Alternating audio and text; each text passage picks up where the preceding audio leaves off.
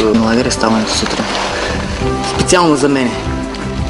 Ако дойдем на лагер с идеята да не ни е студено, да не сме гладни, да не сме жадни, да не изпитваме някакви лишения, по-добре да не идваме на лагер. Трябва да направим засада на този джип, който го продаваме вчера. Сега ще отидем, ще се разположим там, по-рано ще отидем, да може най-спокойно да се разположим, ще си подготвим всичко и ще направим засадата. Нас не трябва просто самата машина.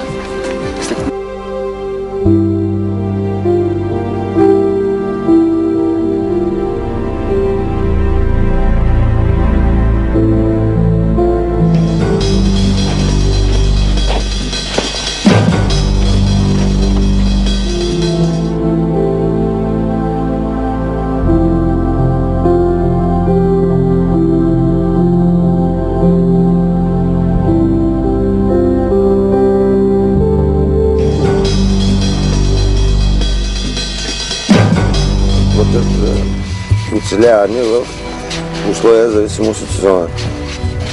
За оцеляването не може да дойде примерно някой войник и още нов новобранец да тръгне да оцелява. То е свързано с много теоретични знания, с много практически тренировки, за да се достигнат ни умения, които просто няма начин да се придобият на друго място, освен в армията. Как става? Ами става с много упоритост, тренировки и време.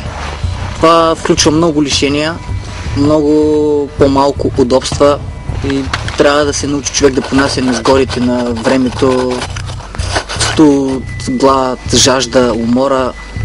Ако не се научи да ги преодолява, не може да оцелее.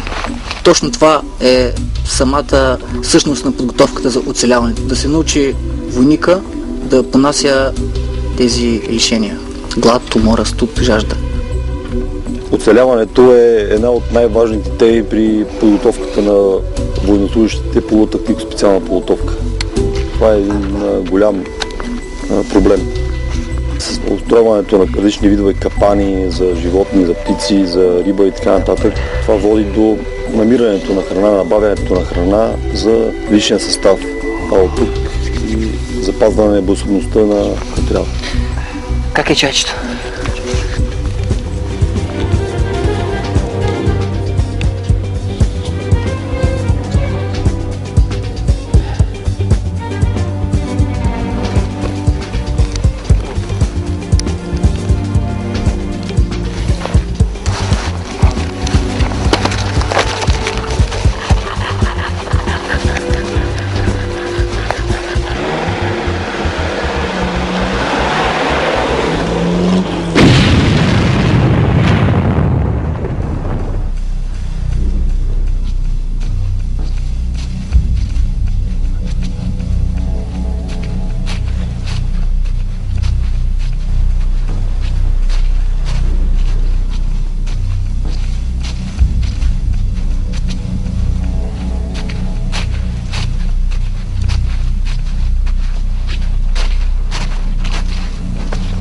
Hey!